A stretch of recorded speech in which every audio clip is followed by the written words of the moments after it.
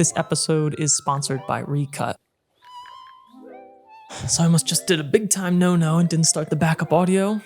Hey, welcome to the Upload Iceberg. If the upload is the content you can see above the water as the viewer, I'll cover the journey and data behind growing a YouTube channel that you can't see in the murky depths below the surface. I'm Dan, this is episode 6, recorded after hitting 3,000 subscribers on September 8th, 2023. Take a little look at the subscriber chart. Zoom out a little bit. September 8th, hitting 3,001. Today is October 24th, still in glorious Colorado, and we're doing some batch recording today. I just got done with episode 5, and before that I recorded a roll for the 24 versus 35 comparison video. And let me tell you something about episode 5 of this podcast. I record my screen in OBS.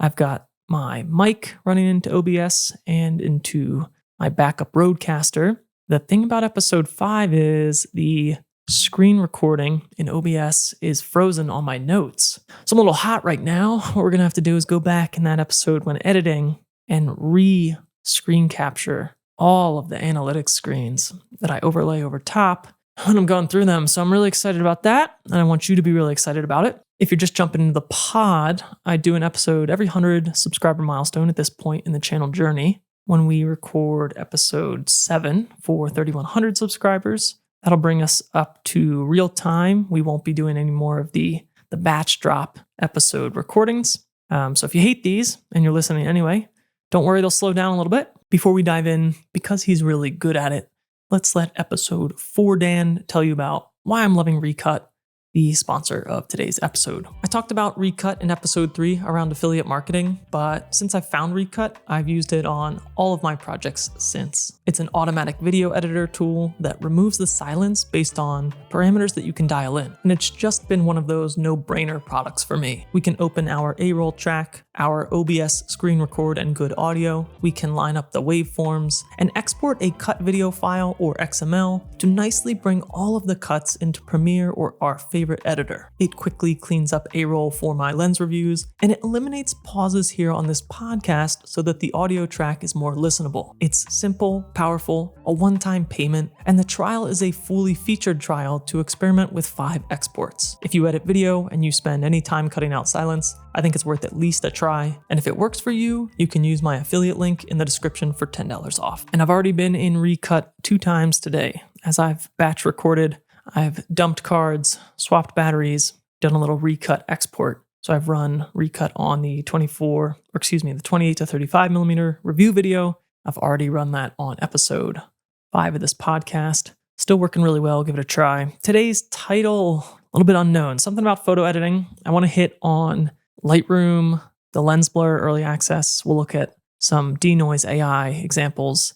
We'll look at the Photoshop generative fill that was in beta and now is in Photoshop 2024 proper as some of these updates have been rolling out. So I want to look at that and just kind of talk about some of the AI tools and general approach that I take toward editing photos, because I think this is going to be something that's important for people to kind of, I don't know, you don't need to throw your stance out there, but I think for me, it's important for you to understand the level of manipulation that I use on any given photo. And I think this will become more important across all types of content in society as AI starts to fly off the rails here. So I don't know what to do for the contrived thumbnail. Maybe we'll point aggressively to the computer here and put a Lightroom and Photoshop icon right here, or something stupid like that. And we'll hope for some clicks. The 28-day milestone period for this time is August 12th through September 8th. So I have that pulled up here. I'm going to get into the rhythm of giving ourselves the benchmark. So we've got the 28-day period leading up to the milestone here, August 12th through September 8th. And we can compare that to our live current 28-day period, which, to be honest, is running a little hot. 1,500 views in the last 48 hours seems to be a little bit above normal for now. So maybe that's picking up for some reason. Not sure why. This is the milestone period. And very quickly, I think I mentioned this in the last episode, episode 5, just recorded it an hour ago. I want to kind of get to some benchmark metrics for the data so that we can talk about this a little bit more easily. I know it's really overwhelming to jump into somebody else's YouTube studio based on personal experience and kind of nothing really lines up with what you might be used to, given, if you're on YouTube, what your YouTube studio looks like. So we'll do a little bit better job of trying to relate some of those metrics as we cover the analytics in this episode. So we'll hit analytics quickly, and then we'll jump into some Lightroom and Photoshop live. Recorded, not live. Videos for this time period. Finally, talked about it in almost probably every episode. Finally got the 28 pancake and the R8 combo review out. Pushed this out of the start of the milestone period. We looked at analytics. If you're interested to see how that's doing nowadays, watch episode 5, and I'll include the analytics, which again, I'll have to re-record because of OBS. Analytics will be there. And then we also, a little bit of a caching issue here with this thumbnail preview, but finally got the first episode of this show published in this milestone period as well. End of August, which is pretty cool. And that felt good. Scary, but good. Feels like we're rolling now, right? What else? Okay, so let's pull out, if we look at the analytics from this time period, let's pull out some things that we can start to, some of those metrics that I think we can start to, like local metrics that I think I can say that I want to strive to, and that make it a little bit easier to communicate how we're doing in the short term. And moving a little quick today, because I've got 45 minutes left on this memory card, and I won't swap them. I just won't do it. So we'll have a little bit of a shorter episode. I think 5 went long, so this will be good to mix in. All right, so one of the things that I talked about before was trying to get to that, nice round 28,000 views in a 28-day period. So if we use that as one of our metrics, we can see from the 3,000 subscriber milestone period, and now, pretty flat across the board. We're getting a little spike here on the release of the 100 to 400, and we're getting a spike from the release of the 28 millimeter pancake, but generally kind of flat. That's how my channel is, just generally kind of flat. And that's a symptom of being heavily search-based. And so if I want to get to that 28,000 views in a 28-day period, obviously I could upload more videos. That might help. But we can conceptualize this 19,000 number a lot easier if we just say this rounds up to about, 700 views a day. So I think that's one of the metrics that we can start to pin down, as like quickly communicating where we are in any given period. Right now, doing about 700 views a day, as opposed to that 1,000 that I think we want to strive for as the metric that's easily communicatable in this time period. So shooting for that 1,000 at 700 right now.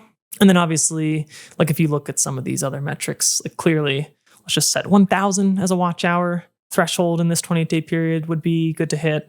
Would be good to see, inching closer to that 100 subscribers regularly every 28-day period.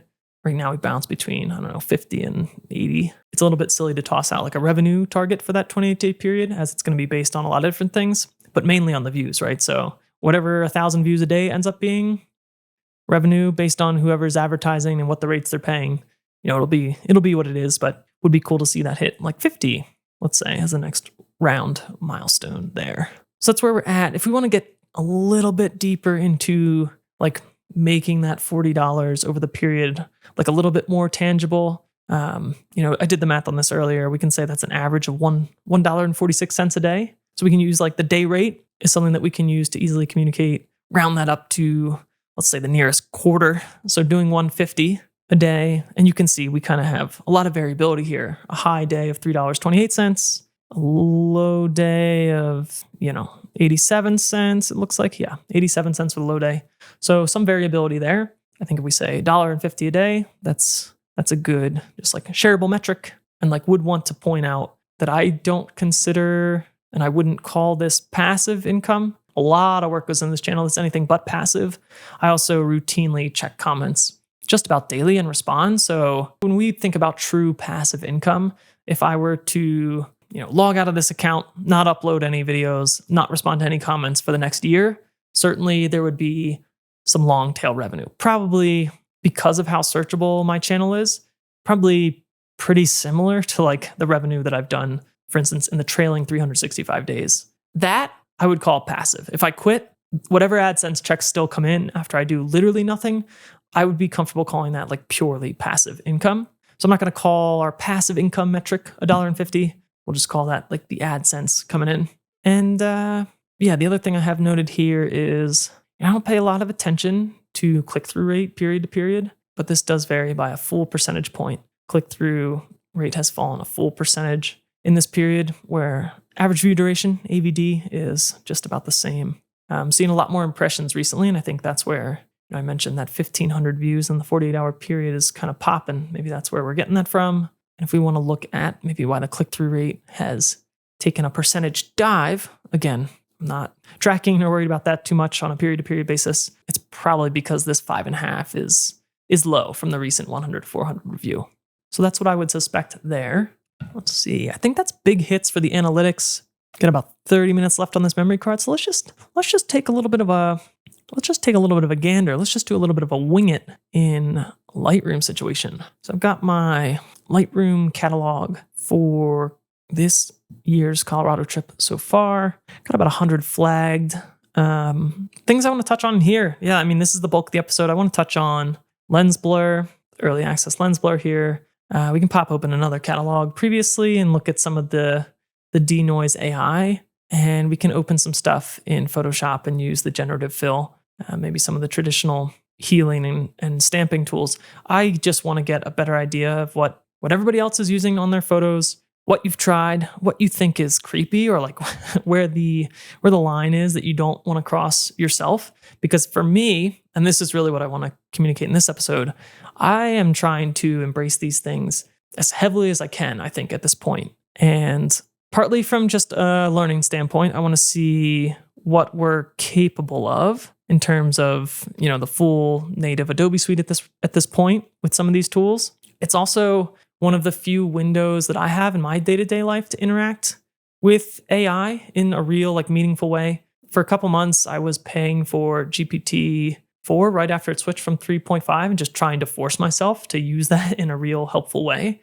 Kind of like, I don't know, forcing function. If I can't get $20 a month value out of this tool, why do I still have it? And I don't have an active subscription now for that reason. I just couldn't figure out enough uses with GPT-4, to pull into my daily life and monetize to the point to make that back even. I'm just not doing that much. On the visual side, things like generative fill and, potentially this blur function in the future as it gets refined. Certainly the new Denoise AI assist or whatever they're calling it in here, I've used pretty heavily, particularly with the RF 100 to 400. So a long way to say, this is the way that I interact with AI, along with a few of the podcasting tools. And I think my general, we can look at a few images here. I typically have no qualms about misrepresenting reality as I saw it. I've said this before, and it probably makes sense to reiterate, but I'm really looking at photography as a way to primarily preserve my own memories of my own trips, and kind of everything after that is secondary. And so when we start getting into things like content aware fill and generative fill, and even just approaching photos with a heavy dose of healing and clone stamping, I don't have any qualms about that whatsoever. I totally understand and can imagine there are definitely lines that you wouldn't want to cross, particularly journalistically, for uses like that at events. But in my mind, for the stuff that I'm shooting, I'll pretty much do whatever I want to get rid of distractions and just kind of preserve a capture. So obviously there's a massive continuum. There's people that are using this stuff to pull in fake everything, and there's people that won't touch it and are upset this exists. It's gonna meet in the middle, I think, for much of society. And I think there are a lot of tools that I think are missing. Like any technology getting rolled out, we're going to see a wide continuum of what people think about it and how people embrace it. And so at the start of that curve, we're going to see people using these things extremely heavily, not wanting to necessarily represent reality. And that's, in my mind, totally cool. Bringing in objects that weren't in photos, things like that. At the opposite end of the spectrum, you're going to have people that look at this saying, photography is dying. It's ruined. How do we know what's true, what's fake? Some valid concerns, but I think most people are going to fall in the middle. And I think I'm a little bit here at the moment, particularly because some of these things like generative fill, it doesn't really replace a function. You could always content aware fill, you could always clone stamp and heal things pretty intensely out of images. And if you're online scrolling and you're not familiar with a photographer, you really have no idea of what's been done unless they're kind of beating you over the head with their opinions or their approach on this. And this is sort of what I'm trying to do here right now in this episode, is say, from the very beginning of this stuff being rolled out, telling you I'm embracing it fully. if you're seeing images in my videos, I'm trying to give you that before after swipe. Not in all of them, but probably in 25% of them, I either hit with some form of healing, clone stamping, generative fill, Denoise AI, or potentially in the future, this lens blur beta. And it's not to say that that's going to be drastic in any one of those 25%. Some of them it will be. Some of them there will be some extensive work done in those tools. For the RF 100 to 400 video, I used the Denoise AI considerably on a lot of those images, especially ones shot at ISO 8000 and above. I just want to kind of get out in front of this phenomenon and be very transparent and forward about how I'm using these things. And I think over time, we're going to end up with a lot of powerful tools that allow us to dig into the metadata or the audit trail of any particular image. You're going to be able to click and see what was done, to what extent. I think that'll be super helpful. We'll see that in all sorts of content, particularly news is going to be a huge realm where we need to be able to see an audit trail of things like that. Certainly video, and as video relates to news, we'll want to combat things like misinformation, deepfakes, identify it so that everybody's on the same page when they're viewing it. I think Adobe, I'm sure a couple companies are working on things like this, but I think Adobe adjacent is working on kind of like a standardization form of this within the Adobe products, which is interesting. I have to look more into that. However, we can walk through some examples and just see some of the things. And I'd be really interested if like some of the things that I'm doing here make you in particular cringe, or if you're on the other end of the spectrum and you're going really much harder core than me on some of these changes, I'd love to hear about it. But I'm doing things like this is not necessarily generative fill at all. I think I did use it on this image in Photoshop, pulled it into Photoshop, but I'm just like cleaning up some of these distractions and making the subject extremely clear. This is typically something that I would and have and will continue to do. And I don't see any issue with this. If I give you my before and after, I'm taking a canvas and then I'm painting over top of it. That's how I think about it. And that's, I think I like being in Photoshop and Lightroom editing more than I even like taking pictures. And so, that's just how it's going to be over here for me. And I want to let people know in this shot, using generative AI pretty heavily, not in a large area. So we're zoomed into 200% here, very tiny area of this photo altogether, but using generative AI in Photoshop to just pull this image in there and, lasso some cars and pretty quickly just transforming this from, oh, you're on the road with cars to open road ahead, possibilities are endless. It changes the feel, I think, of the image, which is interesting. I think this is what people are going to, this is what we'll talk about. But this is not, in my mind, this is not crazy, right? You probably scroll past a million instances of this type of edit on social media every day. Maybe, did I say a million? Maybe thousands. Did I say 1,000? Maybe hundreds.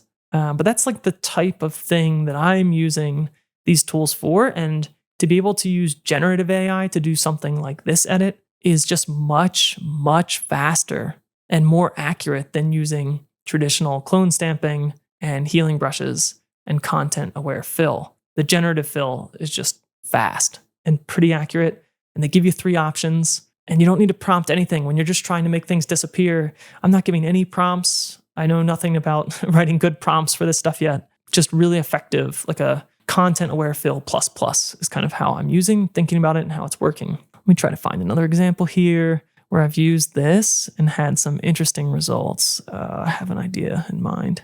Here we go. This photo, we've got a spare leg here that I wouldn't typically want. And removing this with clone stamping or healing with my level of Photoshop skill is not going to be possible. And so this is something that I ran through generative AI in Photoshop with some really interesting results. One thing that it does, there's a couple things, right? So it recreates one face of this box of goldfish in where it couldn't see at all what was here. And it's bringing in what it thinks is some form of the word cheddar. You can see it when we're in 200%. We don't have any resolution here. We don't know what these words say, but it's taken a best guess to complete this as a box. It's taken a guess at what the front face packaging of this item is, even without it knows there's some orange here and some white, and it's trying to fill in the gaps there. And from a distance, you're not really looking at this. You don't know what the front of a goldfish box looks like. If you're scrolling through social media, I think this passes. It's also doing some other interesting things. There's a rock here now in place of this foot. Doesn't really match these other rocks. These are sharper, the faces are more rough. This is pretty smooth, pretty low res. And if we look at where our focus point is, we should have a little bit more on the edges of this rock. And then you can see where there's a stark difference in resolution change right here between this half of the rock and the AI generated part. What's also interesting is we've got some other plastic bag with us here today. That's pretty clear, 200% here. When we go to the fill, it's using this rock to extend over it and clean it all up. And it's not really worried about what was there before, and it still looks okay. And I think this rock face looks okay. We have a little bit of a darker spot here, but we have patterns like that in the part of the photograph above where we have some data. And so I think we're also keeping this rock face pretty defined. I think if you scroll this on social media, you don't know. I mean, tell me if I'm wrong, but I think if you look at this, there's no clue. I don't think there's anybody harmed in the AI generative fill conducted here, but I think it's certainly, if I'm going to use or post this type of photograph, I don't want this leg here, and I'm just shooting candids on a day like this.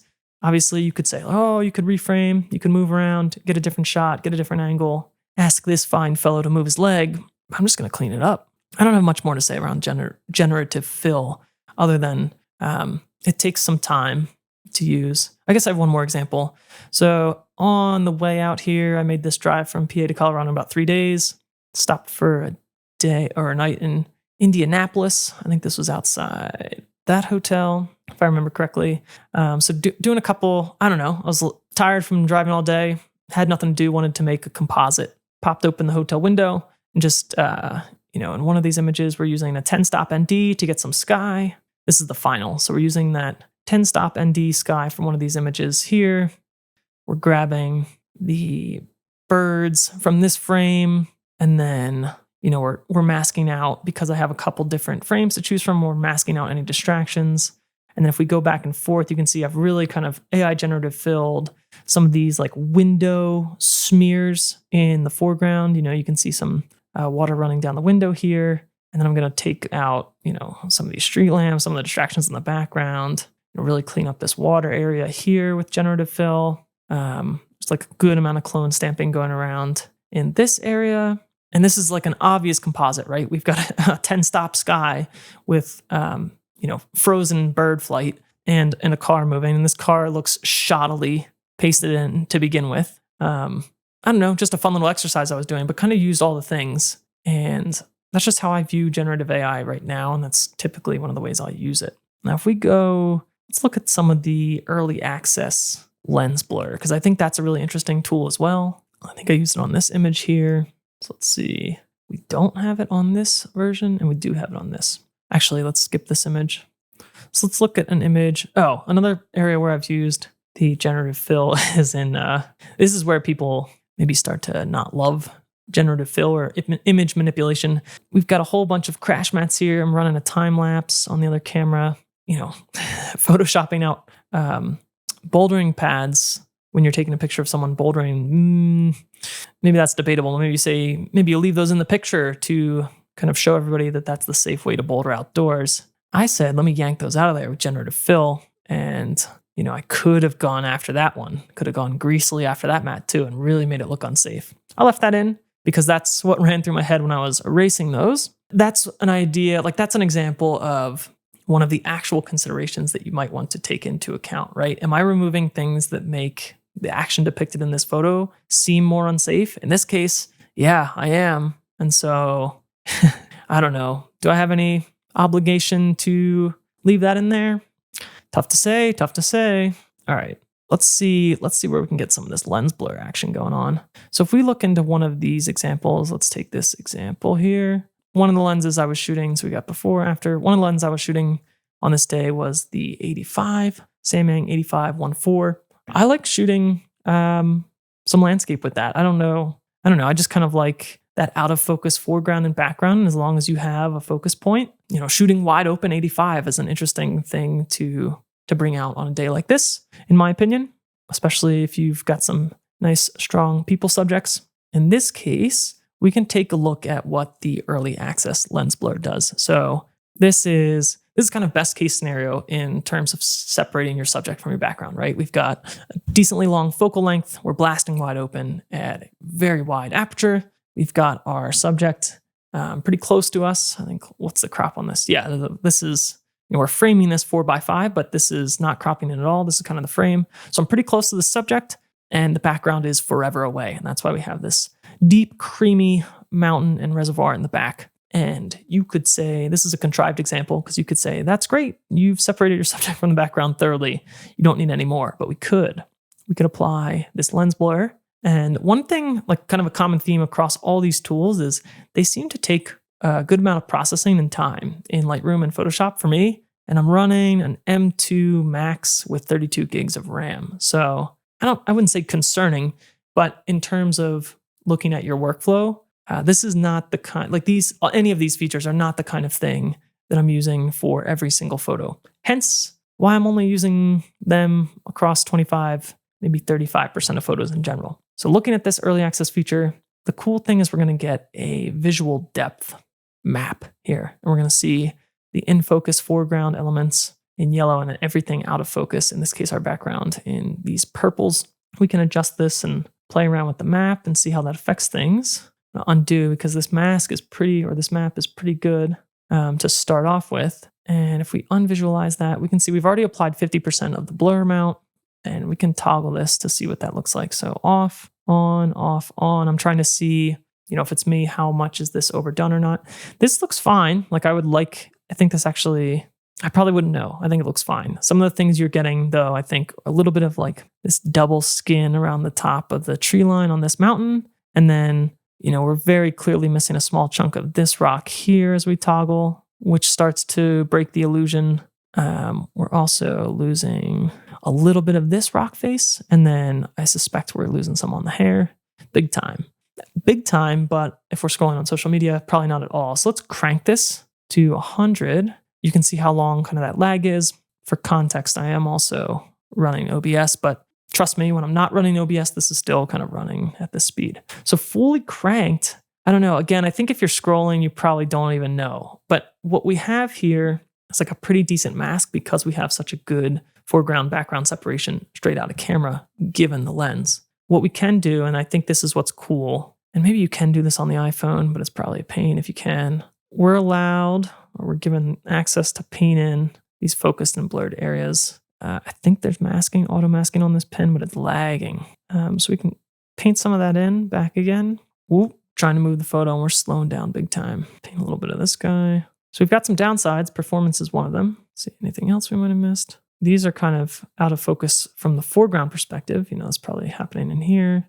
I think this is where trying the hair gets tricky. I think if you toggle that off, you toggle that on, check your blur, you're just not gonna catch those wisps. So I think you call it. And if you were gonna apply that blur and say like, oh, this image needed the blur, I think this can pass. I don't think you apply this on this photo personally. I think this is fine, but you can see how you start to approximate what looks a little bit like the Canon's 85 defocus smoothing. Obviously you have the ability to get deep blur in your background with just this lens, but you can see, I wouldn't call this messy by any sense of the word, but it has edges. Like these out of focus areas have more defined edges. And I think even just applying a little bit of this blur, half strength, you clean up the mask, and I think you smooth out some of those edges in the out of focus areas, and it starts to approximate a little bit of the defocus smoothing effect in my mind. Again, probably not going to use it on an image like this. This is a contrived example, but certainly interesting. Now, got about 7 minutes left on this memory card. So I think the other thing that I want to just kind of jump in and cover, or let me see, maybe one more example about how I would use this. Back to generative fill, pull this into Photoshop, lasso this branch on the lower half. I kind of, made the decision to like super tightly crop, shoot between these trees, knowing that I was going to crop in the field, cropping in, trying to get that like just out of focus framing element here. Again, 8514, but there's only so much distraction you need. So I circled that branch here and generative filled that the hell out of there. That's kind of the way that I would use this. Again, another example. And you can kind of see the edge here if you're jumping in at 200%, but you have to remember that you are the only person jumping into your images at 200% in Lightroom. And you can I'm going to use the phrase get away with. You can get away with a lot. Not that it's criminal activity. That's what I'm here saying. I don't think this is criminal. You let me know if so. Let's ditch this catalog real quick. I'm going to pop open. I just want to find something with the AI denoise so you can get an idea of what that looks like. Let's pop open maybe this guy. And again, this is an episode, if you haven't commented on any of these before, but you have been lurking around for the last 5 podcast episodes, this is one where I'd love your thoughts, kind of where you lie on that spectrum of all in, using the generative fill to bring in crazy objects that weren't in the scene at all, to using it to remove distractions and just quickening up the workflow as opposed to clone stamping. And then are you a solid swear off this kind of stuff because it feels greasy? So a couple examples here. We'll look at, I think this was something I used in the 100 to 400 just to kind of illustrate you, even at f8, 400 millimeters, like you've got a lot of kind of distracting elements here that ideally if you're doing wildlife or particularly bird photography, like a little bit wider of an aperture to make those really disappear. But if we zoom in here, this is the image that has not had AI denoise applied to it. And then let's just come right on the tip of the flower here. And then this one have applied some, but not that much. You can see like still good amount of noise here, but just like much more refined. I think I just took the edge off in a photo like this. One thing that we can do right now is just run it live. Let's try to find maybe a more concrete example. So I think this is a better example. We can see kind of on this image coming from ISO 8000. You can see some noise. Again, 200%, I'm the only person doing this. But you can see some noise. And I think when we get to wanting to, with this lens in particular, you're going to have to apply some strategies to help you separate your subject from the background. In here, not a lot of distance between this heron and these bushes. So just not that much you can do.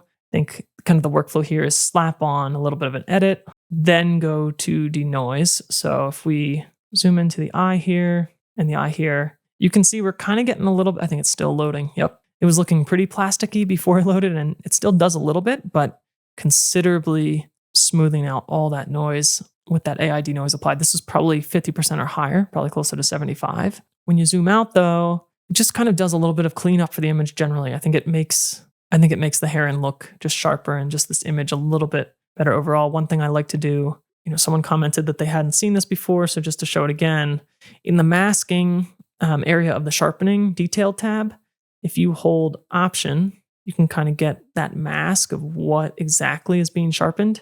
And I think this starts by default at, something low. You don't want that. You don't want to sharpen all this stuff. Like in this instance, I forget where this was set originally, 88. So I just kind of want that focus band sharpened here and, seeing some of those lines on the heron. And that's something that I would use Denoise AI for. And again, use that pretty heavily with the selects in this catalog. So again, kind of slapping on a base edit here, fighting for light here at the end of the night, ISO 10,000, trying to keep fast enough at 1/320th of a second, applying the base edit. And then if we zoom in, gonna slap that denoise on as it loads just to get a little bit cleaner of an image here. Again, probably overdoing this, probably too much at full res if you're gonna be able to look, if you're gonna be able to peek. I usually export these as long edge 20-25 pixels, PNGs. I think this adds to the photo instead of subtracting from it. But, that noise doesn't look horrible, I would say. And certainly you could probably press this a little higher to 12,800. At 12,800, at the end of the day, when you're already desperately fighting for some light and, ideally you'd have this shutter higher in case this heron does any sudden moving, makes any sudden movements. This should be, if I were able to get this exposure better, like this image probably turns out a little bit better if I hit this at 12,800 in this instance. That's about all I have in terms of examples of how I use this. Real world, how often, what I'm worried about. I'm not super worried about these types of tools coming to photography. I think they just accentuate and help photographers do the same things that we've always done in terms of manipulating images, with the exception of obviously bringing in generative objects that weren't there. Generative, fake mountains, fake rivers, that kind of thing.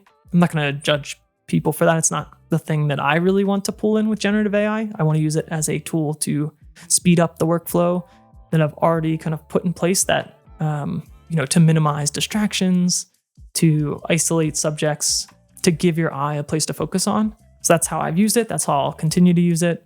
I probably won't go crazy with the generative art.